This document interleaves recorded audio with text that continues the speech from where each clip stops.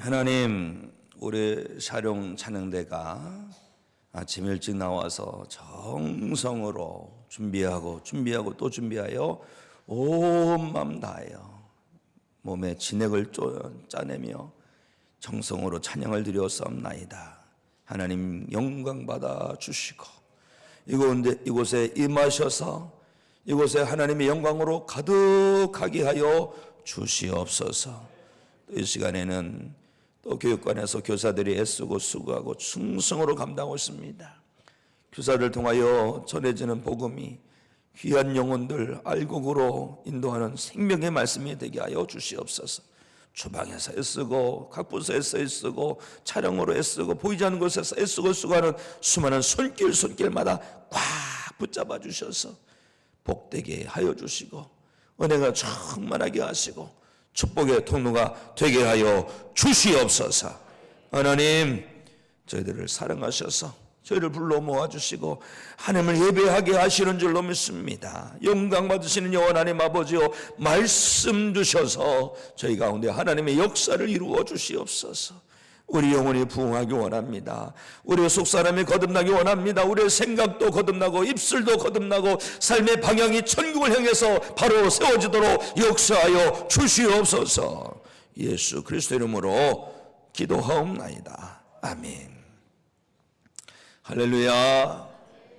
좋은 날씨임에도 불구하고 믿음의 힘을 내셔서 하나님을 예배하는 자리에 나오셔서 온 마음 다하여 하나님을 예배하는 모든 성도님들을 진심으로 환영하며 축복합니다. 성도 여러분 가운데 오늘도 하나님께서 물붓듯 은혜를 부으시사 영혼이 잘되고 범사 잘되고 강건하게 하여 주실 줄로 믿습니다. 오늘부터는 우리가 강림절을 맞이합니다. 강림절에는 대림절이라고도 하고 대강절이라고도 하는데 이 강림절에 우리가 붙들어야 될 네 가지 진리가 있습니다. 첫째는 무엇이냐? 예수님은 이 세상에 빛으로 오셨다는 것입니다. 오늘이 강림절 제1주이죠. 앞에 보면 범상치 않은 초가 있습니다. 초가 양쪽에 4개씩 있어요. 어느 교회는 가운데 4개를 놓는 경우도 있고 우리 교회 같은 경우는 좀 교회가 넓어서 양쪽에 2개씩 4개씩 2개를 놓았습니다. 맨 바깥에 이제 초가 하나 켜져 있죠. 초 색깔이 어떤 색입니까? 보라색입니다. 보라색. 그리고 그 다음은 엷은 보라, 분홍보라, 흰색입니다. 이것이 무엇을 상징했냐면 다음 주에는 지금 켜 있는 초와 그 옆에 있는 초를 하나 더 켤 거예요. 그 다음 주에 또 켜고 그 다음에 또 켜서 마지막 4주째는 모든 불을 켜고 예배할 것입니다. 성탄절 때도 모든 불을 켜고 예배할 것입니다. 그리고 오늘 우리가 점등식을 했잖아요. 일부 예배 참여한 성도님들은 이 감격을 모를 거예요. 근데 2부 예배 참석을 잘하신 겁니다. 근데 이 불을 왜 켜서 왜 켰습니까? 바로 예수님은 빛으로 오셨다는 것을 나타내는 겁니다. 사랑하는 성도 여러분, 예수님께서 빛으로 오셨음을 분명히 마음에 새기시고 나는 예수님을 영접했는데 빛 대신 예수님을 온전히 영접하고 있는가 돌아봐야 할 줄로 믿습니다. 빛 대신 예수님께서 우리 가운데 오시면 우리 안에 어둠이 자리 잡을 곳이 없어요. 분명히 예수님을 영접했다고 하지만 내 안에 어둠의 그림자가 기울였다면 그것은 정말 내가 예수님을 영접했는지 돌아보아야 합니다. 원하고 바라고 소망하기는 이 강림절에 예수님을 온전히 영접하여서 성도 여러분 안에는 예수님의 빛으로 충만하기를 원합니다. 그래서 여러 성도 여러분 안에 있는 어둠의 권세가 결박당하고 다 밖으로 도망가게 되고 또 성도 여러분이 가는 곳마다 빛 대신 예수님의 빛이 충만하게 비춰지는 놀라운 역사가 임하기를 주 예수 그리스도 이름으로 축복합니다. 두 번째 우리가 강림절에 붙들어야 될 진리는요 무엇이냐? 두 번째는 예수님은 구원자로 오셨다는 것입니다. 꼭 명심하십시오. 예수님은 구원자로 오셨다. 보통 성탄절에 사찰에 가면 그런 글이 써 있습니다. 아기 예수 오심을 축하합니다. 야, 사찰은 열린 마음 개방됐다 이거죠. 그러면서 되게 막 칭찬합니다. 어떤 사람은. 그러면서 왜 교회에서는 초파일에 그 부처님 오심을 축한다고 왜 안 쓰냐? 막 이런 말을 합니다. 그런데 잘 알아야 됩니다. 이 사찰에 그것이 걸린 것은 인간 예수 오신 걸 기뻐하는 거예요. 우리는 거기에 넘어가면 안 됩니다. 예수님의 오심은 그냥 어린아이가 어디 성스러운 분이 성자가 타연한 것이 아니라 구원자가 오신 거예요. 구원자가. 이것을 놓치면 우리는 잘못 믿은 겁니다. 예수님은 나의 죄를 위해요, 나를 죄와 사망에서 구원하기 위하여 이 땅에 낮고 천한 육신의 몸을 입고 탄생하셨습니다. 그것을 기념하기 위해서 우리가 성탄절을 지키는 거예요. 물론 이걸 알아야 됩니다. 성탄절이 12월 25일이냐 아니냐, 기냐 아니냐 사투를 냈습니다. 기냐는 사투리인데 그러냐 안 그러냐는 것이죠. 모릅니다. 성탄절이 언제인지 몰라요. 초대교회에서부터 예수님께서 이 땅에 탄생하신 그 날짜를 중요하게 여기지 않았어요. 정말 중요한 건 뭐냐? 예수님께서 낮고 천한 인간으로 오셨다. 왜 오셨느냐? 구원하기 위해 오셨다 이거예요. 하나님의 사랑은 말로만 하는 사랑이 아니라 이렇게 오시는 사랑, 그리고 직접 자기 자신을 내어주셔서 죄값을 치르시는 사랑이라는 거죠. 예수님은 구원자로 오신 거예요. 성탄절에 많은 사람들이 함께 즐거워합니다. 어떤 사람이 물어봐요. 성탄절 무슨 날인지 아느냐? 요즘은 모르는 사람들은 의외로 많습니다. 공휴일이라고 심지어 국경일 아니냐고 그런 사람도 있어요. 국경일 아니지요. 예수님께서 탄생하신 것을 기념하는데 모든 그리스도인들이 한 날을 정해서 그날 예수님 탄생하신 것을 기뻐하고 감사하고 축하하고 예배하는 날이 성탄절입니다. 그것이 그 날을 정해놓은 게 12월 25일이에요. 천국 가면 물어보시는 게 많다 그랬죠. 예수님 탄생 언제 하셨습니까? 물어보시기 바랍니다. 성탄절은 성인 어떤 군자가 오신 것이 아니라, 어떤 위대한 인물이 오신 것이 아니라 구원자가 오신 것을 기념하는 날이다. 그 구원자는 어떤 구원자입니까? 낮고 천한 인간으로 오셨었고 내 죄를 대신 짊어지시고 십자가에서 죄값을 치르신 예수님 오신 것을 기념하는 날인데, 예수님 오셔서 어떻게 했다 그랬어요? 십자가에서 죽으시는 그 길을 통하여서 내 대신 죽음에 넘겨주셨습니다. 그런데 예수님은 사망 권세 가운데 갇혀있지 아니하시죠? 장사된 지 사흘 만에 다시 살아나셨고 40일 동안 이 땅에 다니시면서 복음을 전하셨고 제자들이 다 보는 가운데서 감람산에서 하나님 나라로 승천해 가셨습니다. 그렇다면 예수님은 지금 어디 계실까요? 강림전에 우리가 붙들어야 될 세 번째 진리는 예수님은 하나님 나라에 계시다는 거예요. 천국에 계심을 믿으시 바랍니다. 하나님 나라예요. 성도는 믿음의 주 온전하게 계신 예수님을 바라보고 사는 자입니다. 예수님 바라보고 산다면 어디를 바라봐야 됩니까? 천국을 바라봐야 되는 거예요. 그런데 천국에 가 계신 예수님은요, 어떨 것이 아십니까? 다시 오실 거거든요. 우리 그래서 그동안에 오시기 전까지는 항상 주님을 바라보며 살아야 됩니다. 예수님이 이런 말씀하셨어요. 요한복음 14장 3절 말씀 우리 함께 읽습니다. 시작. 가서 너희를 위하여 거처를 예배하면 내가 다시 와서 너희를 내게로 영접하여 나 있는 곳에 너희도 있게 하리라. 있게 하리라. 천국에 있게 하리라. 얼마나 귀하고 감사합니까? 물론 세상 사람은 천국이 어디 있느냐라고 말을 합니다. 그러나 그런데 휘둘릴 필요 없습니다. 왜요? 천국은 믿음으로 가는 나라입니다. 믿는 자에게만 열려지는 천국이지요. 우리는 천국을 소망하며 주님 오시는 그날까지 믿음의 승리를 이루며 살아야 할 줄로 믿습니다. 네 번째 진리가 있습니다. 네 번째, 예수님은 빛으로 오셨고 구원자로 오셨고 천국에 계시고 그리고 끝이냐? 이것이 아닙니다.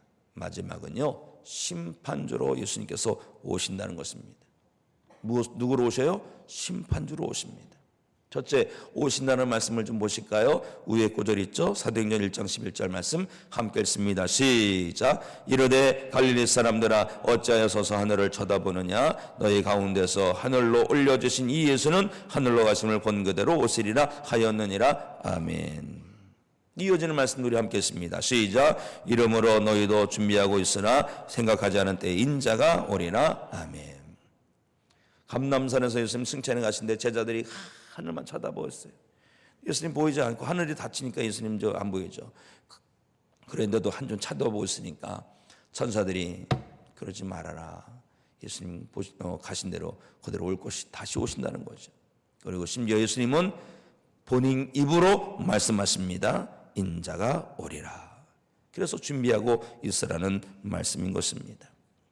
이 강림절은요, 구원자로 오신 예수님을 기뻐하는 절기입니다. 그리고 다시 오실 예수님을 준비하는 절기가 강림절이 되어야 할 줄로 믿습니다. 오늘이 12월 첫 주일이죠. 새해가 달리면 며칠 남았어요? 얼른 계산해 보세요. 며칠 남았습니까? 20 며칠 남았죠? 네, 이제 2023년도도 며칠 남지 않았습니다. 마무리를 잘 하시기 바랍니다. 그런데요, 교회력은 달라요. 교회력은 우리가 쓰는 달력과 다릅니다. 교회의 시작은 바로 오늘부터입니다. 강림절 첫 주가 교회력의 시작이 됩니다. 왜 그런 줄 아세요? 교회는 구원자이신 예수님께서 이 땅에 오심으로 말미암아 시작됐습니다. 예수님께서 오시지 않았으면 교회도 시작이 안 되는 거예요. 예수님께서 오셨기 때문에 이 오심을 기뻐하는 절기를 교회력의 시작이라고 합니다. 또 이 예수님께 오셔가지고 교회를 세워주셨는데, 그런데 교회가 핍박을 그렇게 많이 받아요. 그렇게 핍박을 많이 받습니다. 그 핍박 중에 이유가 뭐냐면 성도들이 황제를 보고 뭐 왕이라고 하든지 주라고 그러든지 그래야 되는데, 그리스도인들은 오직 왕은 예수님만 되십니다. 주님은 예수님만 되십니다. 절대 굴하지 않죠. 그러니까 핍박을 가는데 뭐 상상도 못하는 그러한 핍박을 받아요. 수많은 사람이 죽어나죠. 그러면 그들이 왜 그렇게 고난과 역경과 그런 심각한 위기 속에서도 꿋꿋하게 지켜냈느냐 하면 예수님께서 다시 오신다고 하신 말씀을 붙드는 거예요. 교회는 다시 오신다고 하신 예수님의 말씀을 붙든 자들이 모여서 주님의 오심을 준비하는 곳이 바로 교회다라는 것입니다.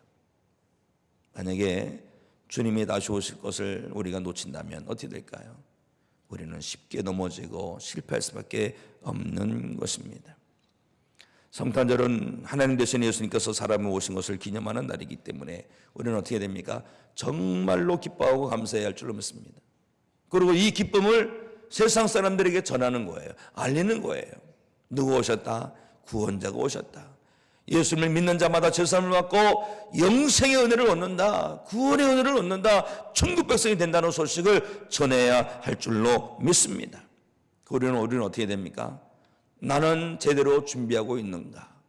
다시 오신다고 하신 말씀을 내가 붙들고 있는가? 만약에 내가 다시 오신다는 예수님의 이 언약의 말씀을 붙들지 않는다면 오늘 우리가 이곳에서 고생할 필요가 없는 겁니다. 허리가 쑤시고 결린데 여기 왜 앉아 있어요? 왜 내가 헌금을 드리고, 왜 내가 에너지를 쏟아서 봉사하고, 누가 이렇건 저렇건 말함에도 불구하고 왜 내가 왜 그 사명을 지켜냅니까? 주님께서 오실 것이거든요. 주님이 오시기 전에 내가 종말을 맞이하면 나는 그래도 주님 앞에 설 것을 알기 때문에 그렇습니다. 사랑하는 성도 여러분, 주님은 반드시 오십니다. 우리는 반드시 주님 앞에 서야 됩니다. 그날에 이루실 은혜를 소망하면서 믿음의 힘을 내시고 힘내시는 성도 되시기를 주님의 이름으로 축복합니다. 그렇다면 예수님은 언제 오시느냐? 예수님께서 오신다고 말씀하신 지가 20년이 지났고 200년이 지났고 심지어 2000년이 지났어요. 2023년이잖아요. 그래서 사람들은 그럽니다. 예수님 안 오실 것 같아. 그런데요, 그런 세상적인 말에 흔들면 안 됩니다. 왜 그런 줄 아세요? 말씀해 보니까 주께서는 하루가 천년 같고 천년이 하루 같다는 말씀을 있습니다. 우리가 어리석게 하나님을 내 생각 안에 가두어두면 안 됩니다. 내가 하나님의 생각 안에, 하나님의 계획 안에 들어가는 것이 참된 믿음인 줄로 믿습니다. 여러분, 하루살이라는 곤충 아시나요?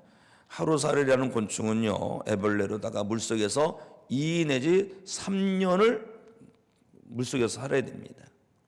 그런데 2 내지 3년 지난 다음에 이제 물을 밖으로 올라와서 그 번데기를 벗고 허물을 벗고 하루살이가 됐는데, 하루살이가 되어서 얼마나 산지 아십니까? 약 1시간에서 2, 3일을 산다고 합니다. 근데 평균을 내니까 하루 사는 거예요. 하루. 그래서 하루살이가 볼 때 하루라는 것은 인생의 전부이지만 우리가 볼 때는 별거 아니겠죠.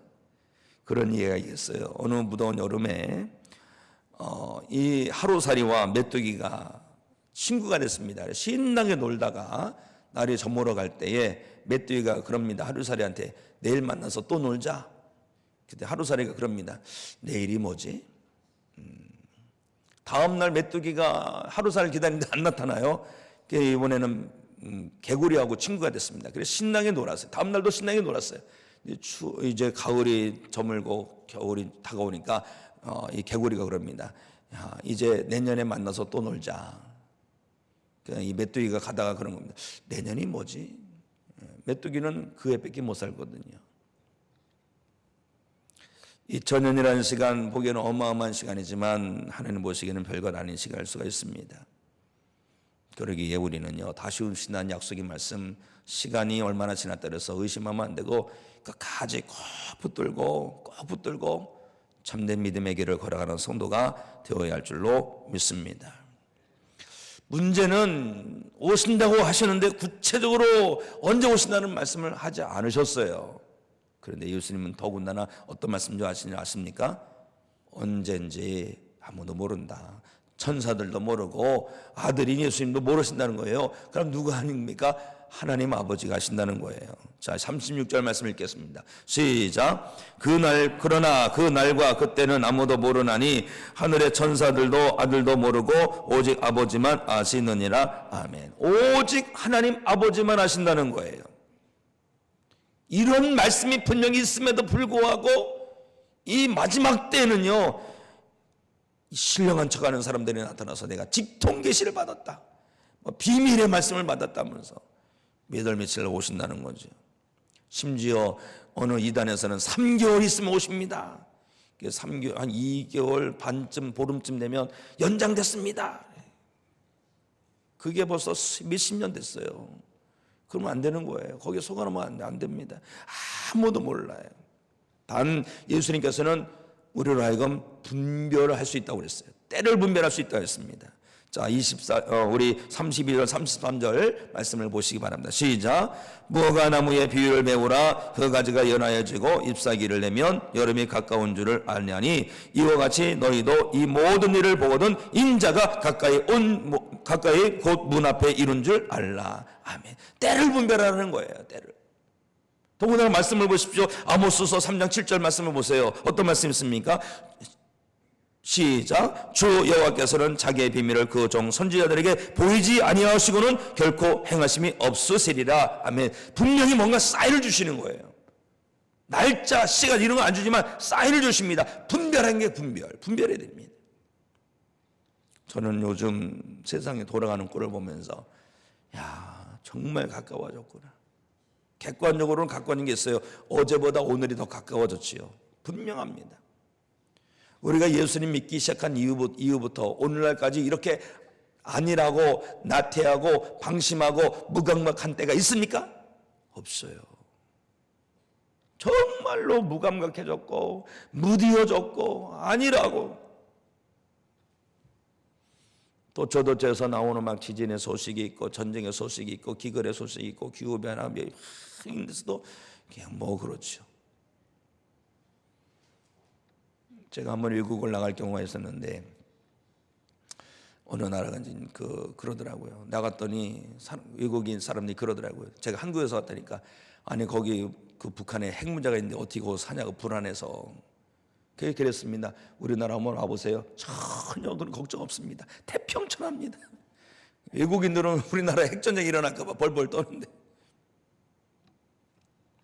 사랑하는 성도 여러분, 주님이 오실 때는요 노아의 시대와 같다고 그랬어요. 노아 시대 말씀을 보세요. 38절 39절 우리 함께 했습니다. 시작. 홍수 전에 노아가 방주에 들어가던 날까지 사람들이 먹고 마시고 장가들고 시집가고 있으면서 홍수가 나서 그것들을 다 멸하기까지 깨닫지 못하였으니 인자의 마음도 이와 같으리라. 아멘. 깨닫지 못하다가 망하는 거예요.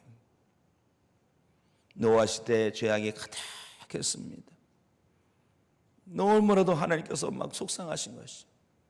오늘 우리 사회 보세요. 하나님께서 이 먹고 살게 해주신 것이 너무 감사한데 이제는 그것을 넘어서도 막 마약에 젖어들고, 애들도 마약에 젖어들고, 마약, 이런 약물 중독, 이것을 손을 대면 안 됩니다.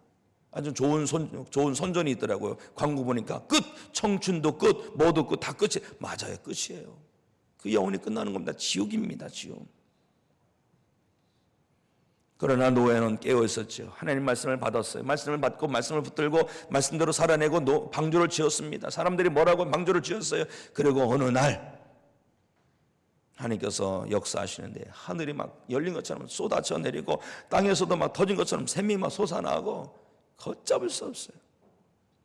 결국 깨닫고 준비한 노아는 그 가족과 함께 구원을 받았지만 다른 사람들은 다 멸망한 것입니다. 37절 말씀 보십시오. 시작. 노아의 때와 같이 인자의 마음도 그러하리라. 아멘. 모든 사람들이 잠들었을 때, 모든 사람들이 방심하고 있을 때, 모든 사람들이 아니란 생각을 하고 있을 때 주님께서 다시 오신다.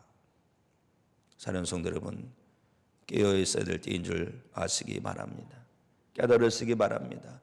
주님 오실 날이 하루가 다르게 가까워지고 있습니다.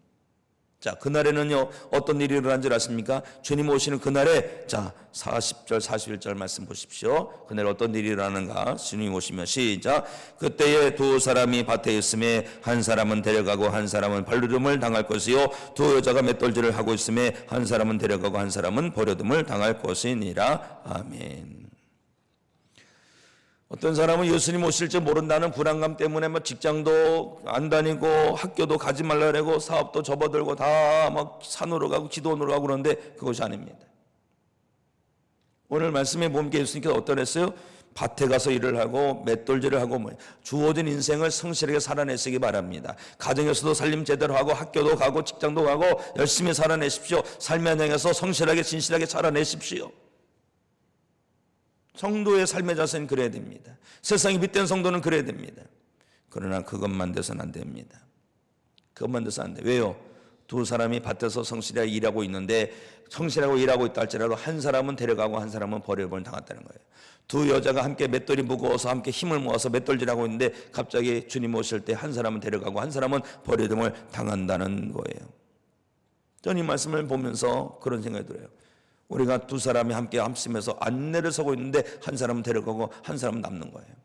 오늘 찬양대가 정말 은혜로운 찬양을 해서 너무 감사하지만 한 사람은 반은 가고 반은 남다고 생각해 보세요. 아찔한 거.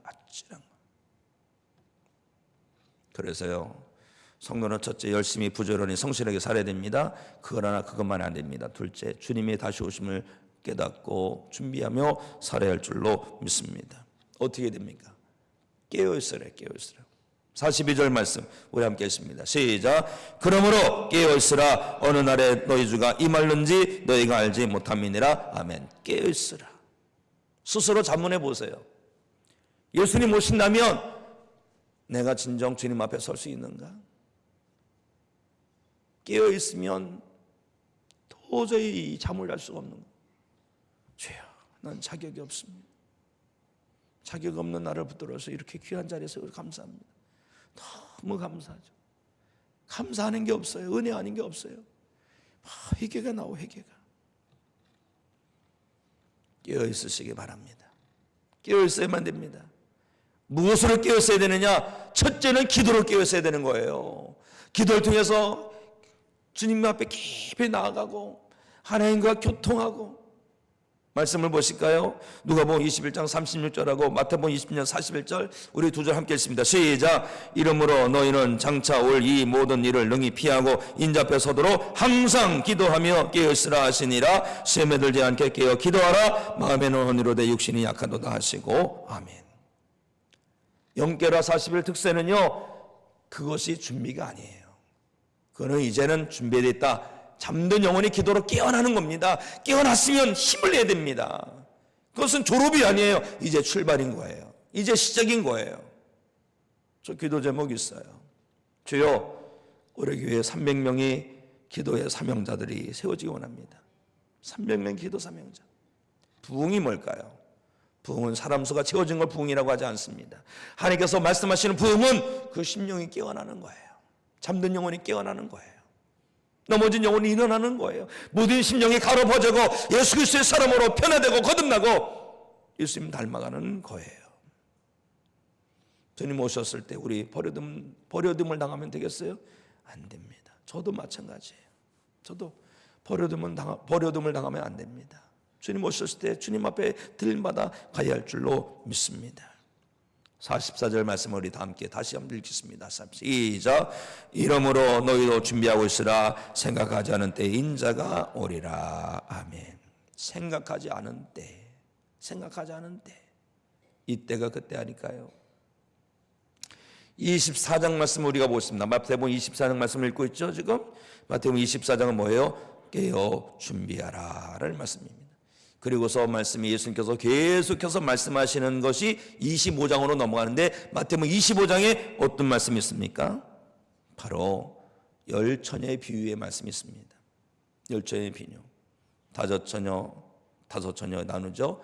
열 처녀 모두 등을 준비합니다. 등을 준비하니까 기본적으로 등 안에 기름이 있어요. 그런데 이 기름이 다 타갑니다. 꺼질랑 말랑 합니다. 그런데 열 처녀가 사실은 다 졸고 있어요. 그런 걸 보면요, 우리가 뭐 남들 보내면 넌 훌륭하고 넌 게으르고 이렇게 말할 게 없습니다. 도찐개찐이 다 주님 앞 보시기에는 졸고 있는 거예요. 그런데 다른 게 있어요. 다섯 처녀는 등만 준비하고 또 다른 처녀는 기름까지 준비하더라. 첫째, 등이 있어야 됩니다. 등은 밖으로 드러난 믿음이에요. 오늘날 가난한 성도들이 자꾸 늘어요. 가난은 뭐예요? 안 나가요. 교회 안 갑니다. 하나님을 경외합니다. 하나님을 믿습니다. 그러면서도 하나님을 예배하지 않아요. 하나님을 예배하지 않습니다. 교회 나오긴 나오다 하나님께 헌신하지 않습니다. 하나님을 찬양하면서도 직분을 맡기면서 감당하지 않습니다. 보여주는 등이 있어야 되는 거예요. 보여주는 어떤 내용이 있어야 되는 겁니다. 그것이 기본이에요. 그것이 기본을 갖춰줘야 됩니다. 그리고 나서 어떻게 됩니까? 그리고 나서 그 안에 기름이 있어야 된다. 기름은 뭐예요? 성령 충만함입니다. 처음 사랑인 거예요. 거룩함이에요. 진실함입니다. 예수 생명입니다. 사랑하는 성도 여러분, 강림절은 구원자로 오신 예수님을 기뻐하는 거예요. 정말로 나를 구원하시기 위해서 예수님께서 오셨구나. 그냥 12월 25일 그날 성탄절, 그날 공휴일 이것이 아니라 구원자가 오신 것을 온 성도와 함께 기뻐하는 절기가 강림절이고, 또 다시 오실 예수님을 내가 준비하고 있는가 돌아보고 점검하고 깨어나는 절기가 강림절인 줄로 믿습니다. 등을 준비하셨습니다. 이제는 등에 불을 켜야 할 줄로 믿습니다. 등불을 켜십시오. 스위치 온. 내가 예수 믿음으로 살아내야 하겠습니다. 그래서 주님께서 언제 어느 때 오신다 할지라도 주님 오셨을 때 내 영혼 어찌할까 하며 한숨 짓고 탄식하는 성도가 아니라 주님 어서 오시옵소서라고 믿음으로 달려가 주님 품에 안길 수 있는 준비된 성도들이 되시기를 예수 그리스도 이름으로 축원합니다.